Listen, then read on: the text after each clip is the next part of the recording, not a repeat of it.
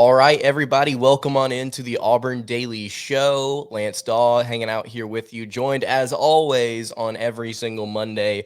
Dylan Larck, aka your boy the Tank.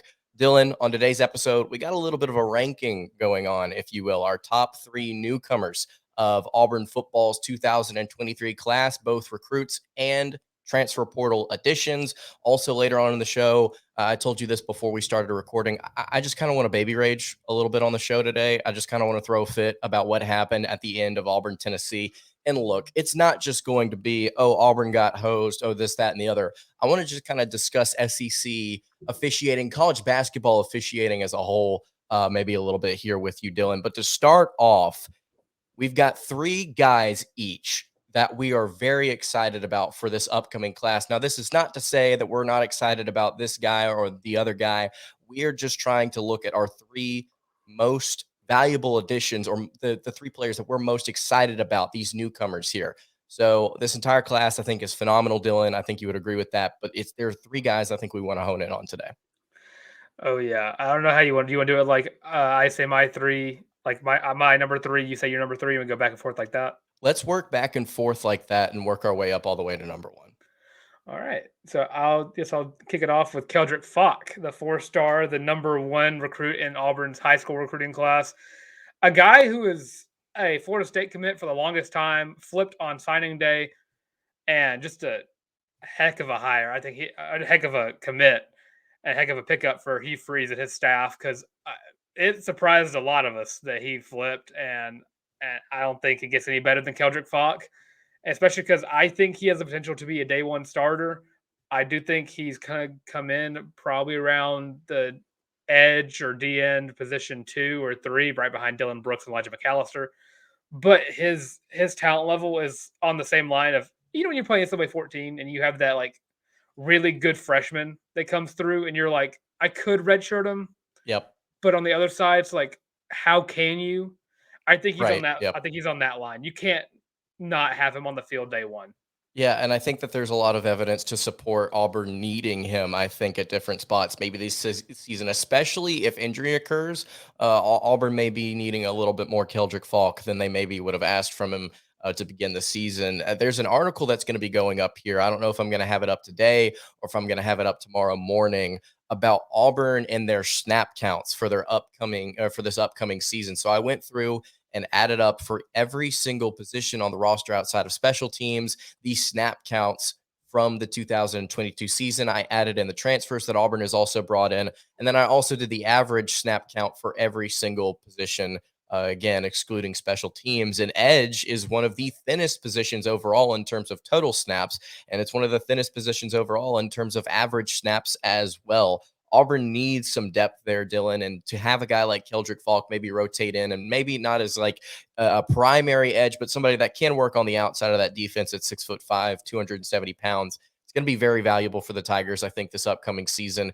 And you mentioned it, the highest rated recruit in Auburn's 2023 class. When you watch this guy on film, you have to be very excited about the command he has, I think, for such a young kid at the line of scrimmage. It's very similar to Derek Hall and the fact that I think his primary strength is his first step, what he does immediately once the ball is snapped. I would like to see maybe a little bit more development from him as far as what he does after in terms of adding moves and different things like that, but still just a very strong presence on the outside in high school. I think he's going to translate well to the college game if he's able to add a little bit more muscle to his frame, this, that, and the other, all those things that you see as freshmen obviously develop up as they make their way up from high school. Keldrick Falk, definitely somebody I would have had on my list. I kind of want to cover more guys here, though, Dylan, is why I tried to maybe differ my list a little bit from yours. But Keldrick Falk would have been one of my top three guys, definitely a top five guy for sure. The number three guy that I have, and I hope I didn't mess you up, Dylan, in terms of ordering here, because we were talking about this before we started.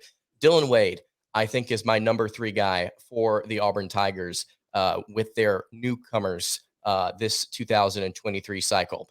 I think it's very, very clear Auburn needed help at the tackle spot desperately last season. To go back to what I was talking about just a little bit ago about Auburn and their snap counts, there was only one snap. If I added it up correctly, there was only one returning snap on roster from the tackle spot last year before you added in the transfers. And that was one snap that Avery Jones played at tackle. Outside of that, Auburn didn't have anything. Killian Zaire was gone. Brendan Coffey was gone, if I'm not mistaken. He played tackle as well. Auburn needed that experience desperately through the portal and through the recruiting class. And they got two really solid tackles. Another one I believe you're going to talk about, Dylan. But Dylan Wade from Tulsa, he's a very experienced guy. Very, very nice size there as well at 6'4", 305 pounds. His PFF grades show through his first two seasons with the Golden Hurricane that he can improve and is improving. He took a massive leap from a 53 PFF grade to a 66.9 grade, which I can't remember. I did the article a couple months ago whenever he committed, but that would have been like easily like top 3 on Auburn's roster in terms of offensive line last year. It may have been one of the best. And so that's very exciting to see Auburn not just get a body in the room at that spot, but get a body in the room that is going to, kind of has to, but is going to contribute day one. Dylan Wade is somebody that I'm very excited about, primarily because of how desperately Auburn needed it. My only issue with Dylan Wade, and it's kind of a nitpicky type thing, is the fact that he spells his name wrong. Dylan superiority when it comes to how it's Indeed. spelled Dylan. But I mean, I love the pickup. 6'4", 290 pounds at offensive tackle is pretty massive. And if you've listened to me on any podcast on offensive linemen, you know I love the big boys up front. The big uglies are one of my favorite positions to talk about because Dylan Wade is a monster of a human being. And I think, yeah, I mean, there's not anyone. You said he'd be like the top 3 on in the position from last year on per PFF, like the grading. Yes, sir. Yeah, I think he would have been an immediate starter if he would have committed here whenever he was a high school recruit. And now that he's got the college experience and he's coming to Auburn, I think he's going to be a star at that right tackle position. 863 snaps is what he accumulated from last season with the Golden Hurricane. Again, only 2 years so far in college, but he's got a lot of experience on him. And I'm curious to see how that translates to the SEC level. Like you said, I don't really think it matters because of how much Auburn just needs something at that spot. And again, he's somebody that I think will definitely shine now that he's getting an opportunity with an SEC school. Dylan, you're number 2 guy here as we work through our top 3 newcomers. My number 2 is going to be the guy who's on the opposite side of the offensive line from Dylan Wade. It is Gunnar Britton. This dude is 6'6", 305 pounds, and he is a freight train of a human being. He is a great pass blocker, and he is massive. And I think I've said it multiple times. He has the potential to be the best left tackle that Auburn has seen since Greg Robinson in 2013. And I think he could probably overwhelm that just because I think his game is nearly perfect from what I've seen. And I mean, I saw some of the highlights, and the one that was posted about his highlights against Auburn were kind of weird because the first one was kind of him just walking around, but the rest of them was him shutting down Derek Hall, which you have to be a godsend at left tackle to be able to shut down Derek Hall. And I think, like, when I look at this offensive line, I see how talented it can be and how talented it is based on the recruits coming in. And I think that all starts with Gunnar Britton. You look at Gunnar Britton and what he's done from an experience standpoint, from a PFF standpoint, like you mentioned, from a physicality, a size standpoint. I think all of it adds up, Dylan, to what you're saying there about this could be the best left tackle Auburn has seen in a decade. It has the chance to be the best that Auburn has seen in quite some time. Just to work through his snap counts here. Again, I'm very excited about this article that I'm putting out. Dylan, he had 1,100 snaps this last season. 1,100. He had 1,036 on the offensive line, and then he had, I believe, somewhere in like the 80 or 90 range with for field goals and extra point kicks and stuff like that. But man, this guy has a lot of experience on him. Go ahead. You I got was like, something? fun fact, he blocked the extra point against Arkansas in 2019. Really? Wait, Yeah. what? I'm on the Auburn Athletics page. I'm reading his bio, and it said blocked an extra point at Arkansas in 2019. Whoa. Well, I think there are a lot of different offensive linemen that could have probably blocked an extra point on Arkansas in 2019, but that is a feat, though, for real. I mean, also maybe Auburn utilizes that, like you mentioned, 6'6", 305 pounds. But Dylan, look at this guy's PFF grade. So a 68.5 grade as a freshman which is already better than what we mentioned with Dylan Wade last season. 77.3 in his sophomore year, an 84.4 grade in 2021, and then 78.6 last year. He's consistently been one of the better left tackles, offensive tackles in the country for 3 years now. Like, definitely in that top third of the nation. What does he do in an SEC school? You can only imagine with the player development, with Jake Thornton as the offensive line coach here at Auburn. He's only going to at least maintain the level of excellence that he has had up until this point. If not, maybe we see some further development, creating a really solid option there at that left tackle spot, maybe an anchor. And look, I don't want to get ahead of myself, but wouldn't it just be hilarious after all of this time, Auburn not being able to recruit the offensive line, for Hugh Freeze to step in and to get a left tackle into the NFL draft and get like a reasonably high pick, like a third round pick? Wouldn't that be funny? I mean, if it all goes to my headcanon, he'll be a first round pick. Just because Greg Robinson was, I believe, the number 2 pick in the 2013 NFL draft. I believe so. I think it was number 2 to the Rams.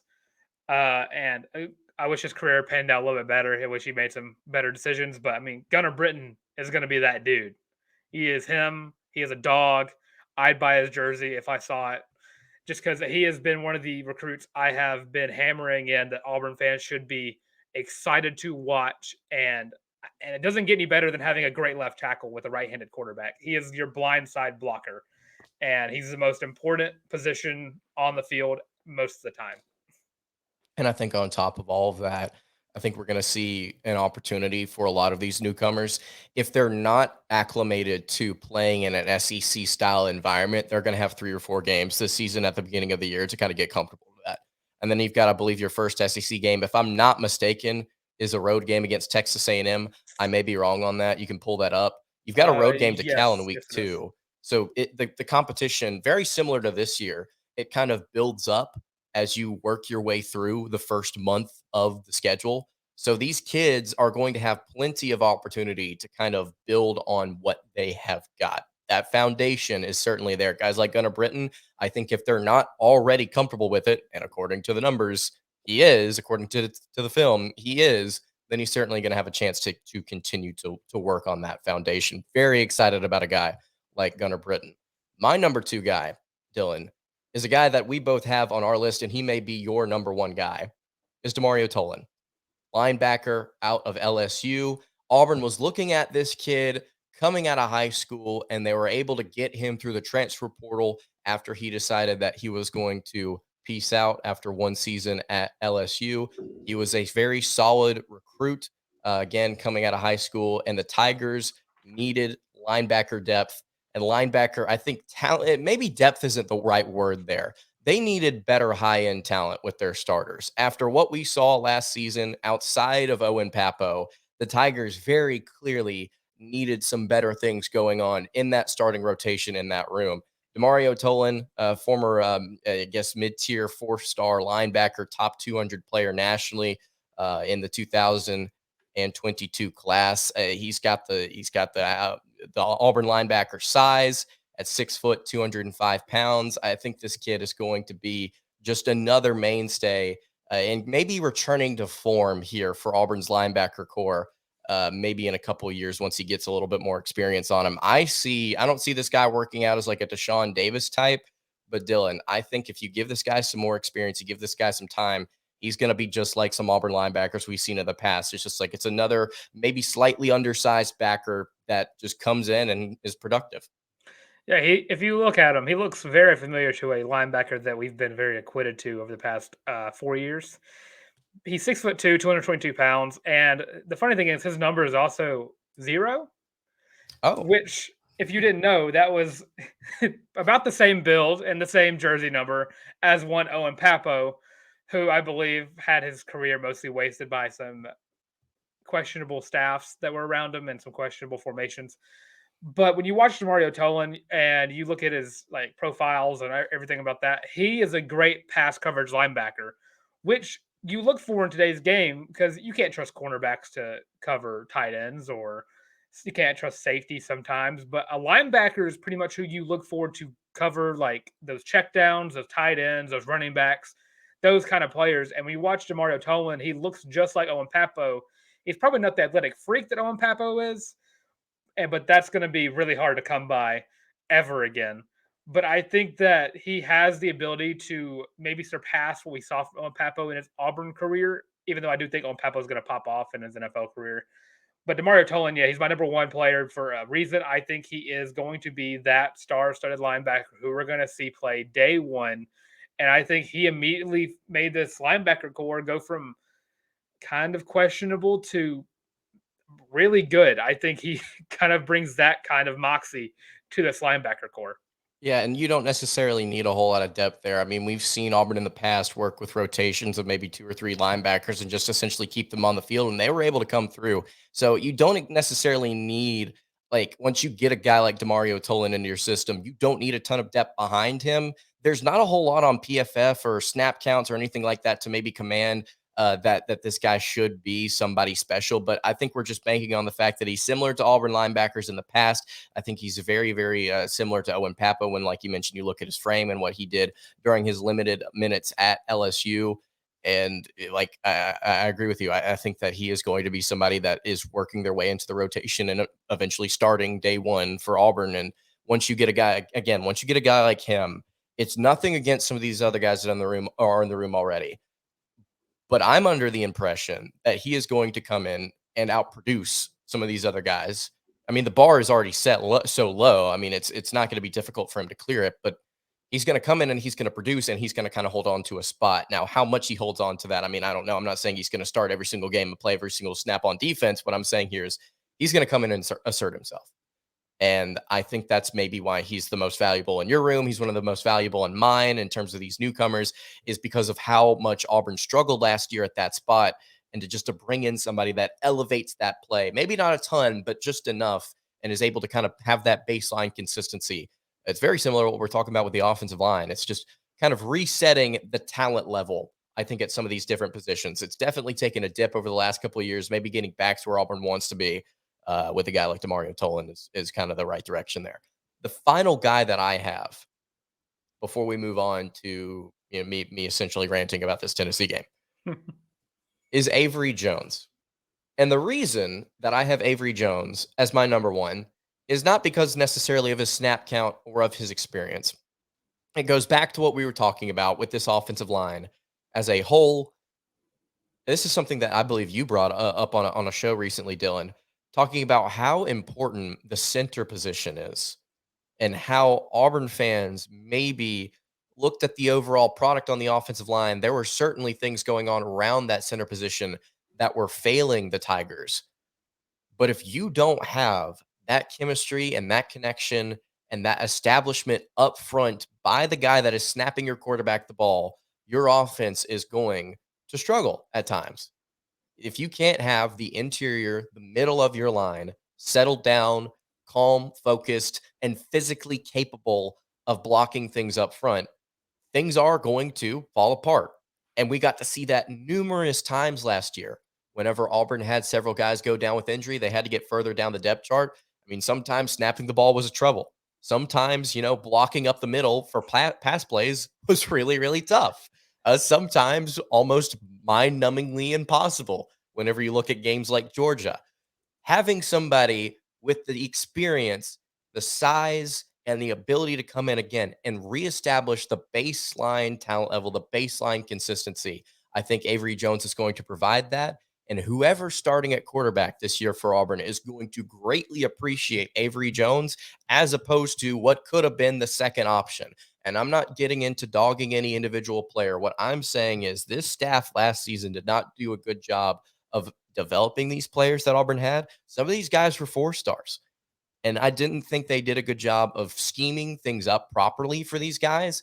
Just the coaching was not there. And then the talent level, again, I think needs to be elevated. So getting a guy like Avery Jones in the transfer portal, who's already played 4 years in college, had 800 plus snaps last season at ECU, it's going to be good. There's nothing else to say other than that. This is what was needed. This is what Auburn had to have, and they got it. And I think that you can look at the outside of the line and say, look, all of these positions are valuable. it's very, very, very thin margins between arguing whether or not one offensive lineman that Auburn's added is more valuable than another. I think Gunnar Britton is going to be a stud for the Tigers, but this center position, Auburn had to get right. And I think they did everything that they could, and they got the best center that they could possibly get in the transfer portal in Avery Jones. So very, very And pleased with this pickup. can't forget they also got the best center in the country in high school as well with Connor Liu. You talk about how last season Auburn was on their fourth or fifth string center at times, Yep. and Hugh Freeze stepped in and picked up a huge name from the transfer portal and flipped a guy from Miami. So, and when you look at Avery Jones' stats, in 2021, he also played some games at guard. So there is also that factor of he can be a rotational guy as well. If he needs to step in at left guard for a little bit, give Connor Liu a couple of snaps. If like Jeremiah Wright or Xavier Miller were to go down, hopefully that doesn't happen. But I think that just adds to his value. I mean, you have a guy who, yeah, you're planning on probably starting at center, but you could also give him that opportunity if he needs to, just to give the team that extra help at guard. He could also play a little bit left guard. It like exactly like you said. If Auburn, if let's say Jeremiah Wright goes down, he slides over. Connor Liu takes over at center. I think you have to be still very pleased with the situation of the offensive line. Like you said, one of the best offensive, or excuse me, the centers coming out of high school last season. Auburn's got options all of a sudden. And I'm not saying the offensive line is deep by any means. I mean, the tackle spots, I mean, if somebody goes down there, I mean, we're starting to have questions. But man, guys like guys like Avery Jones, guys like Connor Liu, shoring up this line, I think is going to be very, very, very important for Auburn this season. Kind of reestablishing things. You've heard every single SEC coach say it. You've heard every coach in America did the Division One level when they're asked what wins football games. It all starts and ends with the trenches, and that offensive line has to be better than what it was last year. Avery Jones, Gunnar Britton, all these different guys that Auburn's added, Dylan Wade, they're going to be able to provide some more consistency. That's the word I keep coming back to, consistency for this O line coming up this season. So those are our three players that we're both excited about. These newcomers coming in. If you've got any thoughts on the newcomers Auburn is bringing in, you can leave them in the YouTube comments below. If you're listening on podcast, you can hit us at the Auburn Daily on Twitter.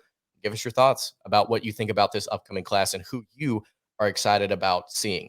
Before we move on to me essentially whining and complaining about SEC officiating for the next 5 minutes, I want to tell you guys about our friends over at Prize Picks. This season, Auburn Daily is partnered with Prize Picks to bring some fun and variety to the picks for 2023. In case you didn't know, Prize Picks is a free app that allows you to choose any 2, 3, 4, or 5 players from any sport in your wagers. You can predict the over or under for the next game, and you can win big prizes if they do well. Prize Picks also has flex options where you can still get paid on winning only 3 of 5 or 2 of 3 of your picks. You can have multiple sports in the same parlay. And best of all, you can use promo code Auburn to receive double on your first deposit up to $100. That's promo code Auburn for double your first deposit. Auburn taking on Texas A&M tomorrow. I can only imagine they're going to have some props for guys like Wendell Green, Jalen Williams, Janai Broom in terms of points, rebounds, blocks, all that good stuff. Would highly encourage you guys to head over to Prize Picks and use promo code Auburn.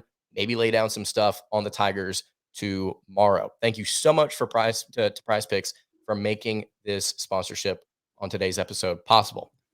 All right, Dylan, this is going to be a little off the cuff here, but in case you did not watch it, Auburn played a game this weekend against Tennessee, and what was arguably the ugliest game, I think, defensively. It wasn't like all bad, but it was bad. It may be the ugliest game. What was that game from the early 2010s that Auburn played against Alabama, where like neither team scored over like 50 something?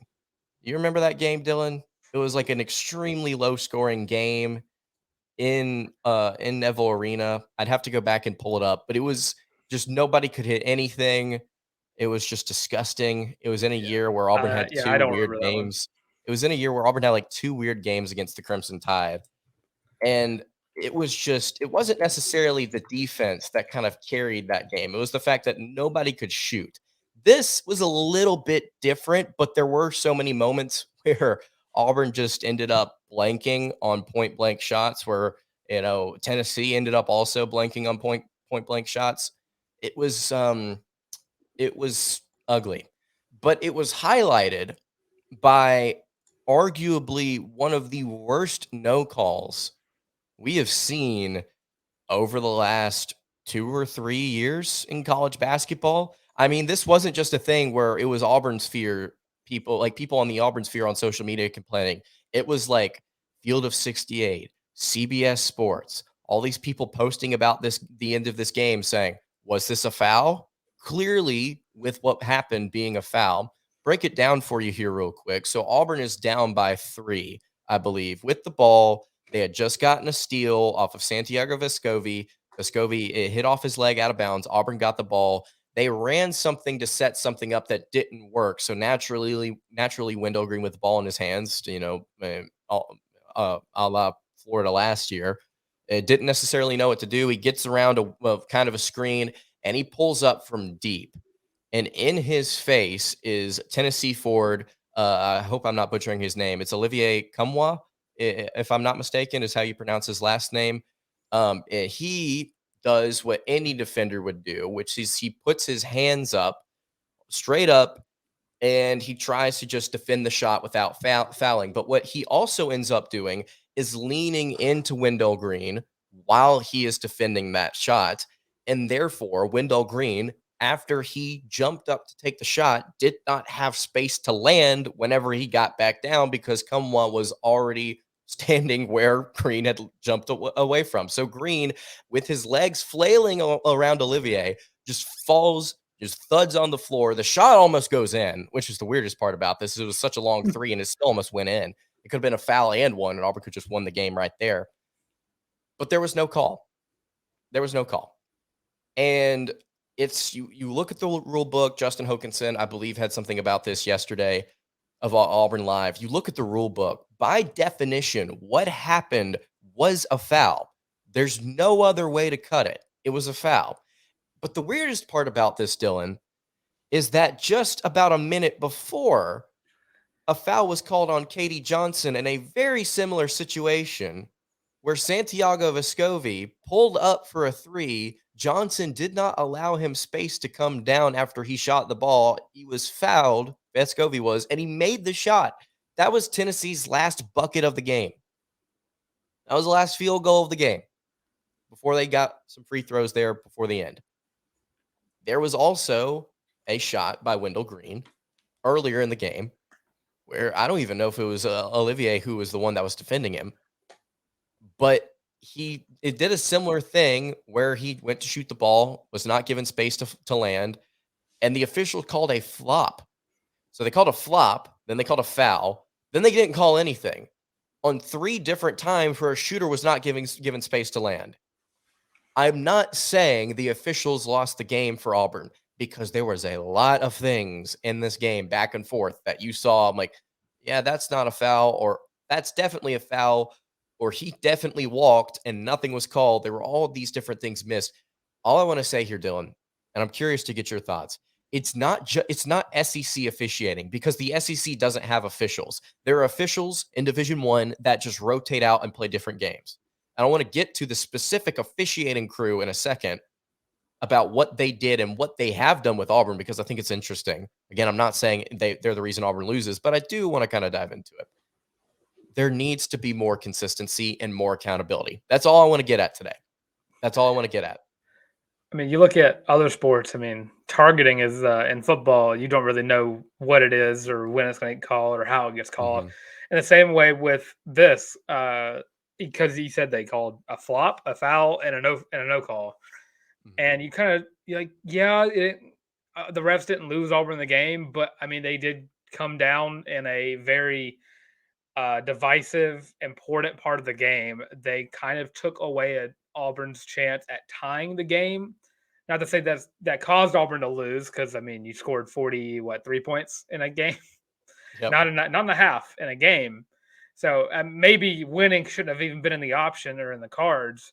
But down 3, and Wendell Green goes up, gets obviously fouled, and it cost Auburn 3 potential free throws that, I mean, I think all of us are pretty confident in Wendell Green's ability to at least make 2 of the 3. And they're like, oh, okay, if we lose by 1, okay, yeah, well. better luck next time, I guess. But that if it would have went in, would they have even called the and one? I don't think so. I don't know. I don't know that how they would have handled it. And I don't even know if you can. I don't even think you can review stuff like that, and especially because afterwards the game just kind of ended. You're just kind of sitting there looking at the TV, like, what do I do now? I had to get calmed down because I was a little heated. There was some hats thrown around the room just because in the moment I was not looking at Wendell Green.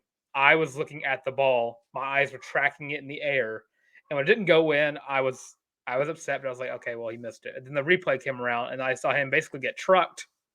So I'm getting hit stick. Basically, is what it looked like. And I go, that's not a foul. They just called Katie Johnson on a foul on when the guy clearly just that Santiago's was a flop. I'm sorry, it looked like a flop, and it was a flop. Wendell Green was actively like getting pushed out of the way by the body.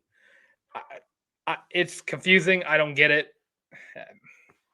I can't really speak on it too much without getting a little heated myself. So It's one of those things where, again, it's not just SEC officials, it's just college basketball officiating. This isn't an Auburn specific thing.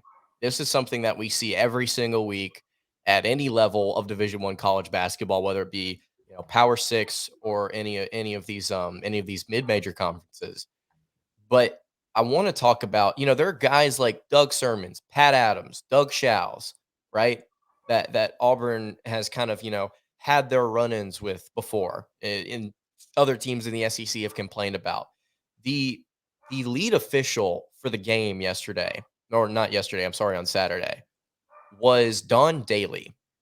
And Dawe Daily has had an interesting track record with Auburn as opposed to some of these other high profile officials. When you look at his last 12 games, I believe, with the Tigers, Auburn is 5-7. And actually they're 5-8. I had to go check again. So the last 13, they're 5-8.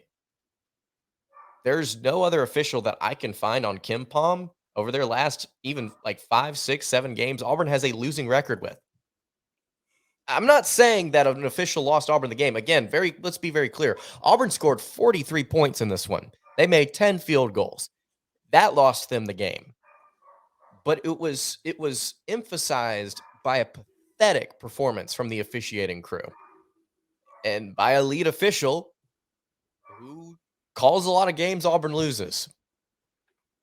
That's all I'm going to say. That's all I'm going to say. I'm not blaming him for anything. If anybody sees this, I want to be very clear. I'm not blaming him for anything. Auburn lost themselves the game.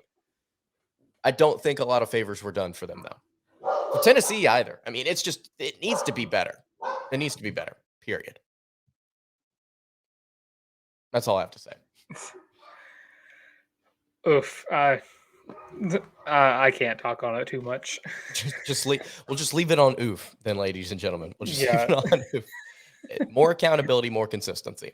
That's kind of my thought on it. So If you mentioned he was the 2019 Final Four ref, I might have had to leave dude, before anything came up. if it was, oh my gosh, people would have. Oh, I think that was Shouse though, wasn't it? I have no idea. I Uh, for his health and for my sanity, I did not look up the names. all right. Well, I'll go double check that, make sure that's not true. But that's going to do it for today's episode of the Auburn Daily Show. Went a lot longer than I anticipated today, which is always nice. Hey guys, you can follow the show on Twitter at the Auburn Daily. You can follow all of our written content over at auburndaily.com. Make sure to follow both of us on Twitter as well at your boy the Tank for Dylan, at Lansdale_ for me. See you all tomorrow for another edition of the Auburn Daily Show. Hope you guys have a great rest of your day, and God bless.